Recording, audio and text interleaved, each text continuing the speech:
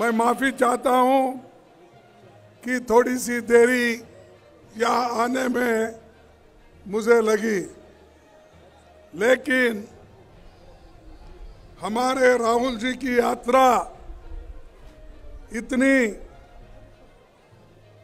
अच्छी चल रही है, ये देखकर बीजेपी के लोग घबरा गए हैं और बीजेपी के लोग घबराए हैं और हमारे पीसी से प्रेसिडेंट के ऊपर वो अटैक किए, लेकिन वो डरने वाला आदमी नहीं है।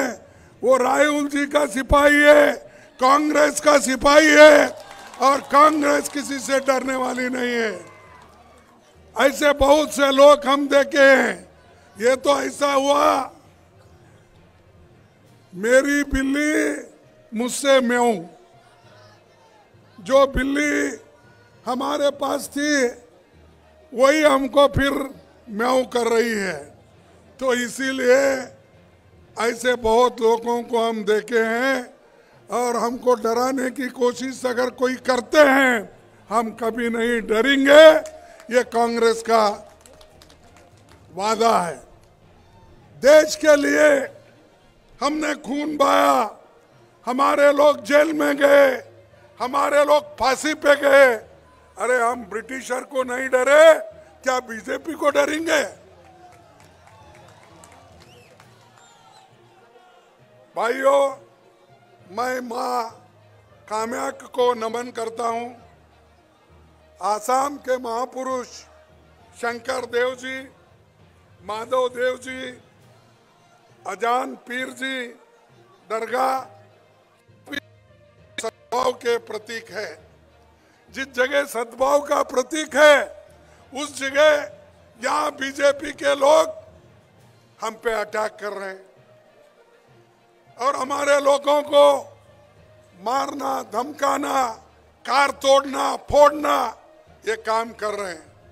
अरे भाई, अगर एक पत्थर आप मारेंगे तो वही पत्थर आपको भी लग सकती है।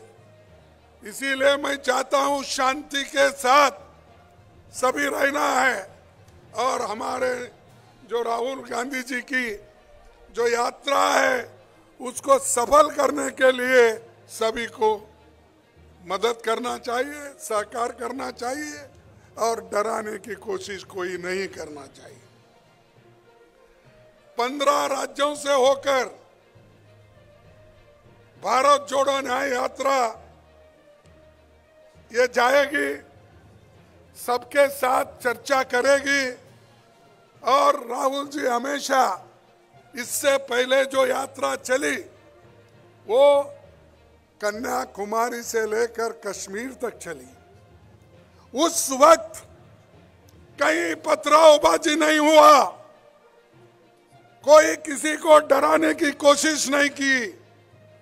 हालांकि बहुत से रास्ते में बीजेपी की गवर्नमेंट थी, बहुत से संघ संगठन थे, आरएसएस का हेडक्वार्टर नागपुर, वहां से भी हम लिखने लाखों लोग उस जुलूस में शामिल थे, लेकिन किसी ने कोई गड़बड़ नहीं की। आसाम में क्यों हो रहा है? तो ये इसलिए हो रहा है, ये मोदी जी का चेला है।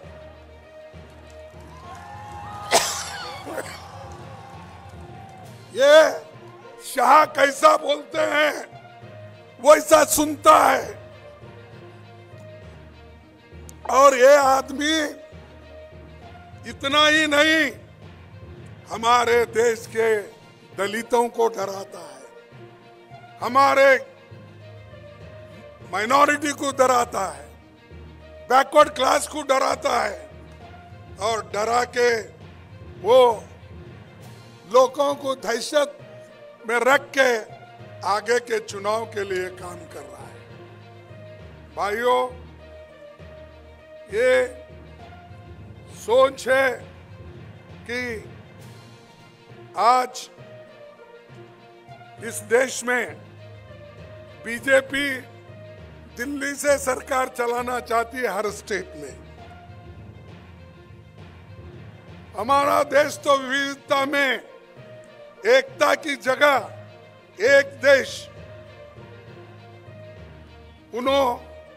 एक देश, एक भाषा, एक लीडर, एक चुनाव, एक विचारधारा को देश पर थोपना चाहते हैं आरएसएस और बीजेपी। और उनका चेला ये है, अगर आप क्या चाहते हैं, इस देश में डेमोक्रेसी हो या ना हो? डेमोक्रेसी होना चाहिए ना, उसको जिंदा रखना चाहिए ना, संविधान को हम जिंदा रखना चाहिए ना। जब हमको जिंदा रखना है, हमको लड़ना होगा। सिर्फ अब जो हमारे अध्यक्ष के नाक से खून निकला, अरे खून जो आज एक हमारे सिपाही का आपने लिया, ये अच्छा नहीं किया आपने। आप अपने आप को ये नीचा दिखा रहे हैं।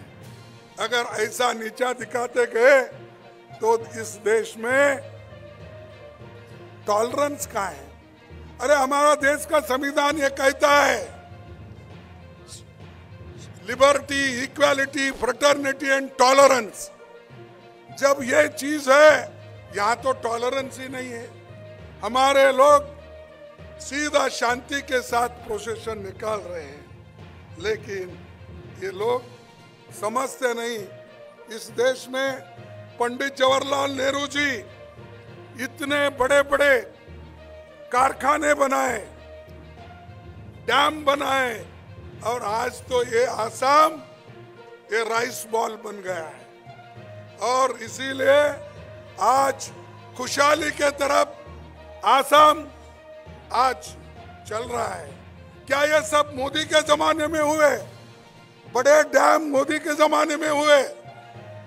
IT, AIIMS, IIM, public sector, ये क्या मोदी के जमाने में हुए? ये सब कांग्रेस के जमाने में नेहरू जी ने बनाया, इंदिरा गांधी जी ने बनाया। और इसीलिए तो भारत की आर्थिक स्थिति मजबूत हो गई। नेहरू जी कहते थे, आजादी के बाद हमने जो तीर्थ यात्रा शुरू की थी, उसका मकसद था कि स्वतंत्र भारत में जो बच्चा पैदा हो वो हमेशा स्वतंत्र रहे और अपना सिर ऊंचा रखकर प्रगति और समृद्धि की दिशा में बढ़ने का पूरा मौका पाए। ये विचार जवाहरलाल नेहरू जी का, उसीलिए वो कहते थे आजादी के बाद हमने तीर्थ यात्रा निकाली, इसीलिए निकाली पब्लिक सेक्टर्स बनाने के लिए, डैम बनाने के लिए, एग्रीकल्चर प्रोडक्शन के लिए। ये काम हमने किया। इनकी तीर्थ यात्रा क्या हो रही है? मोदी जी सब छोड़ के, अरे आपको हुकूमत करने के लिए दिल्ली में बिठाए हैं, गरीबों का जो दुख दर्द समझने के लिए आपको वहां बिठाए, लेकिन आप तो मंदिर मंदिर फिर रहे।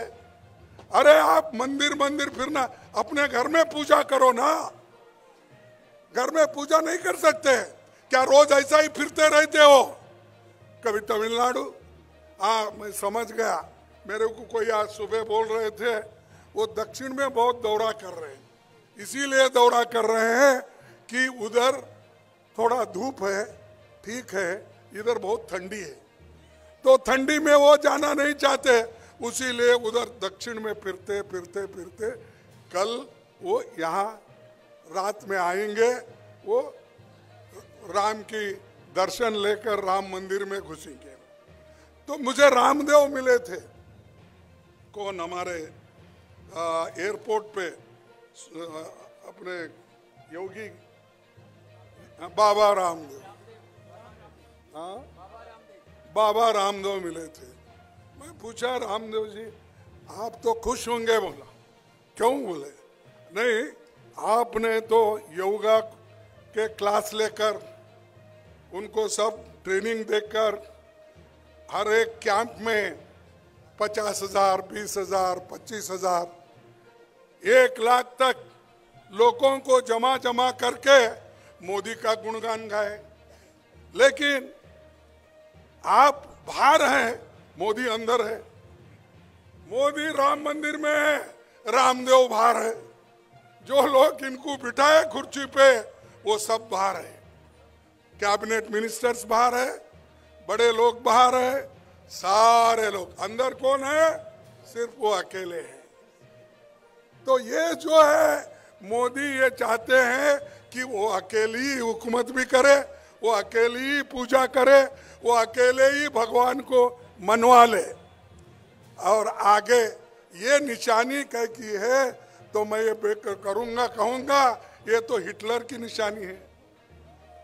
अगर आप अकेले ही सब कुछ करते हो फिर दूसरों से क्यों वोट मांगते हो, दूसरों को क्यों डराते हो?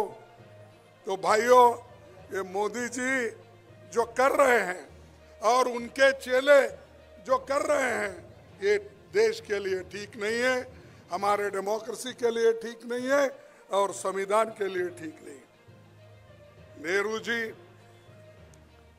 आसाम नॉर्थ ईस्ट को विकास करने के लिए उन्होंने यहाँ पर राज्य का स्टेटस दिया, चाहे वो नागालैंड हो। उसके बाद में इंदिरा गांधी, राजीव गांधी जी ने छोटे छोटे रोज राज्य बनाए, वो सब कांग्रेस के जमाने में बने। क्या मोदी जी और हेमंत के जमाने में बने? हाँ, नहीं। तो ये सब बना के हम दिए और वो बोलते हैं कि बीजेपी बहुत काम करी। अरे भैया, हम जुम्मा 3 साल हो गए, 3-4 साल हो गए और हमारे पास से निकल के वहां सीधा गए और चीफ मिनिस्टर बनते ही कांग्रेस को गालियां देने शुरू। अरे जहां पैदा हो गए हो, जिस माँ की दूध पिए है कांग्रेस की, उस माँ को आप ठुकरा देते हो, गालियां देते हो। हम डरने वाले नहीं हैं। तो इसलिए उनको ये कहना चाहिए, ज्यादा अगर बात करे तो लोग उनको जहां भेजना है वहीं भेजेंगे, वो फिर रास्ते पे आएंगे। आज क्या हुआ कि हेमंत जी के ऊपर इतने केस है। सब परसों तो उनके भ्रष्टाचार के बारे में राहुल गांधी जी बताए और मैं भी बताऊंगा, क्योंकि मेरे पास लंबी लिस्ट है। अगर ये बताते जाऊंगा तो भाषण इसी में चले जाएंगे। तो इसीलिए इतने चार्जेस उनके ऊपर, बहुत से केसेस उनके ऊपर, ये रहते हुए भी उन्होंने, मोदी जी ने, शाह ने अपने तरफ लिया और जितने एलिगेशन उनके ऊपर थे वो सब बंद हो गए। अरे जो आदमी करप्ट था आप बोलते थे, उसके खिलाफ भाषण करते थे, लेकिन उसी को आप जब गोद में उठा लिए वो क्लीन हो गया। वॉशिंग मशीन में डाले, जिसको कलंक था वो कलंकित था, उस कलंकित आदमी को वॉशिंग मशीन में डालने के बाद उसको क्लीन हो गया, उनके पास जाके अच्छा हो गया। अब जब तक हमारे पास था उसको गालियां देते रहे। तो ये है बीजेपी की नीति और ये है हेमंत की नीति। इसीलिए आपको होशियार रहना चाहिए। आप लोग इतनी आज ये चली है हवा कि हर जगह भगवान के नाम पे लूट रहे। राम नाम जपना, पराय माल अपना।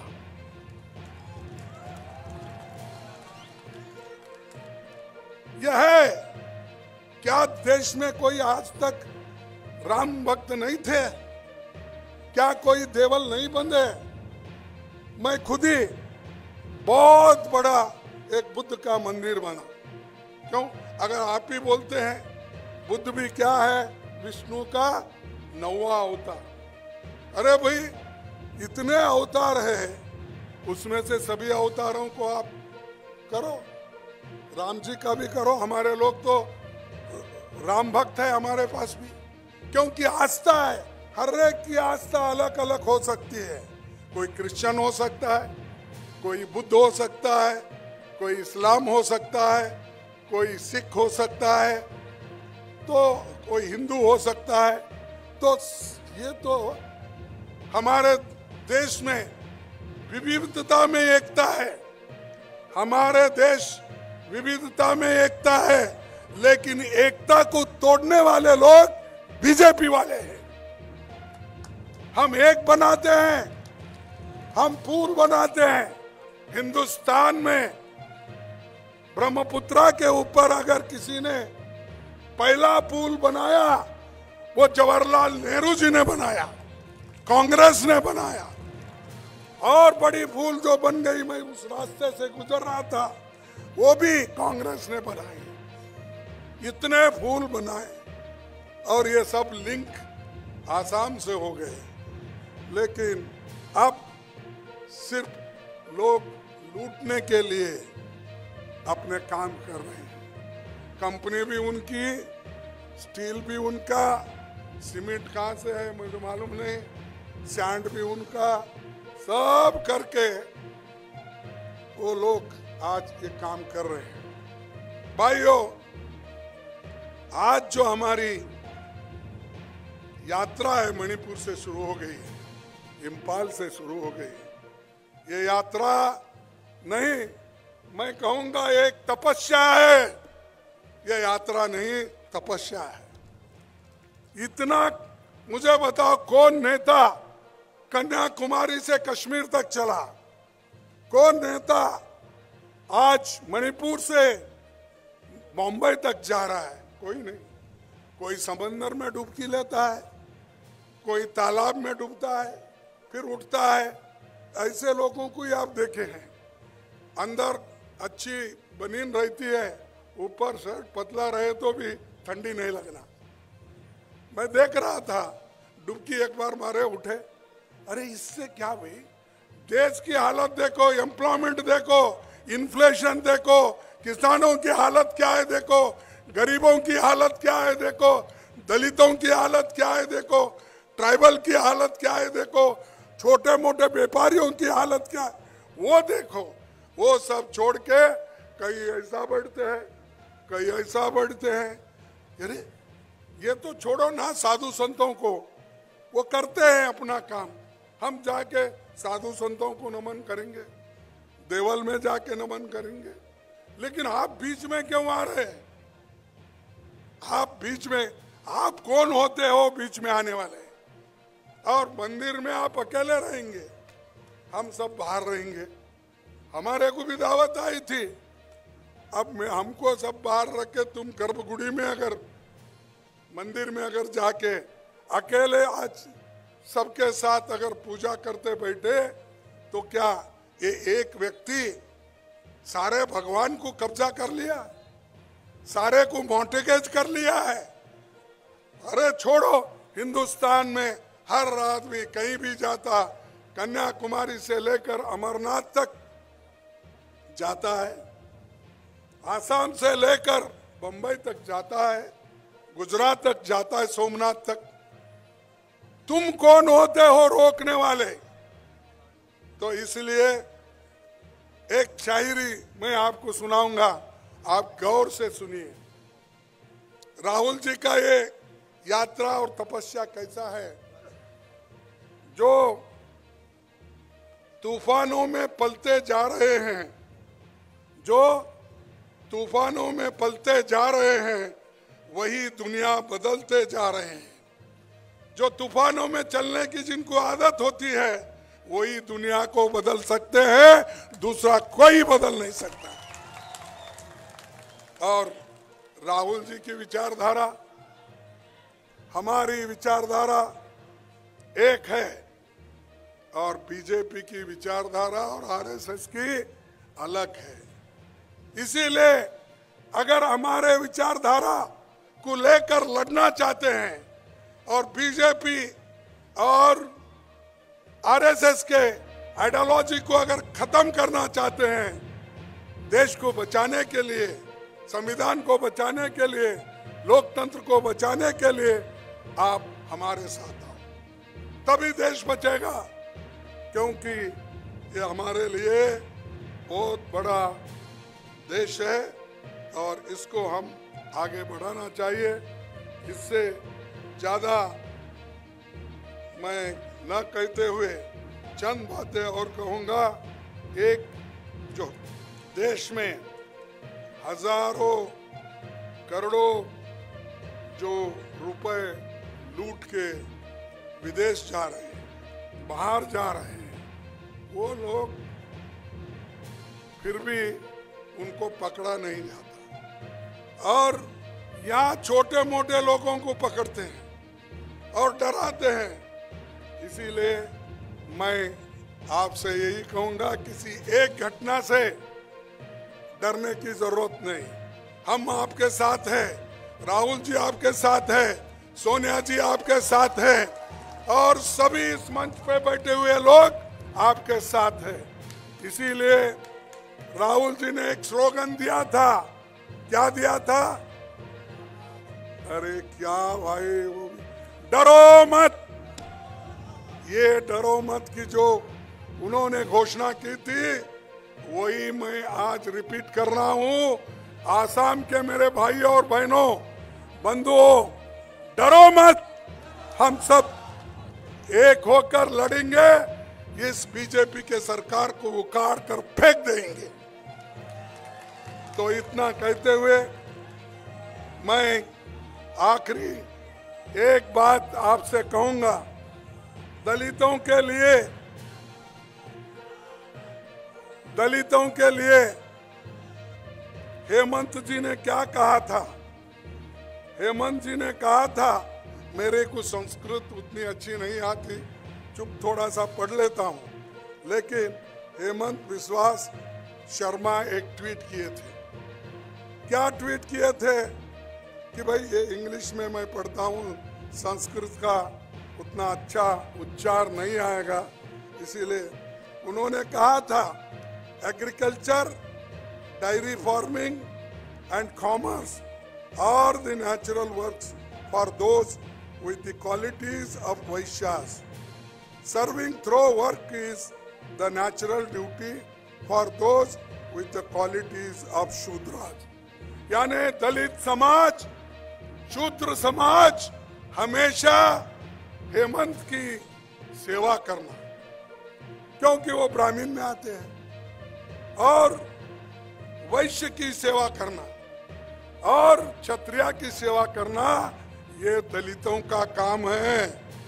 उन्होंने ही कहा, ये मेरे पास उनका कोट है कि यही था, कृषि गौरक्ष वाणिज्यम वैश्य कर्म स्वभावजम परिचरणात्मक कर्म शूद्र स्थापी स्वभावजम। यानी ये उन्होंने संस्कृत में करके लोगों को बेवकूफ बनाया। अरे हम सुपीरियर है, हेमंत मैं सुपीरियर हूं बोल रहा है, और दलित का काम उनके पास काम करने का, उनके नीचे काम करने का। क्या दलित ये चाहते हैं? अगर आप गुलामी चाहते हो तो बीजेपी को वोट दो। अगर आप स्वतंत्रता से रहना चाहते हो, अंबेडकर के संविधान को बचाना चाहते हो, नेहरू जी के डेमोक्रेसी को बचाना चाहते हो, तुम कांग्रेस का साथ दो, कैसा भी वक्त आने दो। और ये दलित के खिलाफ सीएम जो है, पहला काम तुम्हारा होता है इसको गद्दी से हटाना। ये काम आप करके दिखाइए। नमस्कार, सबको धन्यवाद देता हूं। नमस्ते।